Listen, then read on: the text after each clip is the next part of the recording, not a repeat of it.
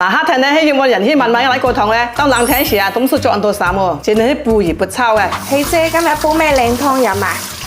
啊，今日嘅咧爆雞咧，荔枝爆雞湯喎。嗱，準備好白殺雞啦，嗱，有奶過啦、白鱔啦、紅酒啦，放幾片薑啊，就得啦。將啲雞咧佢係浸死嘅，硬容易爆咗容易出味。準備好啲材料咧，全部倒埋落嚟就得啦。還有紅酒啦、白鱔啦、薑片嚟全倒埋落嚟。嗱，要首先解膠水嘅嚇，鉗唔該嘅，爆佢20分鐘，爆佢20分鐘啦。陣間咧水可以將起皮啊、起活啲眼位各方面落嚟爆啊，再倒埋落嚟就得啦。再鉗過咧，爆佢15分鐘，嗱佢爆9鐘啊。食之前咧，加啲枸杞去，嗱加啲鹽落咧就可以食啊。哇，而家爆出啲湯係幾錢啊！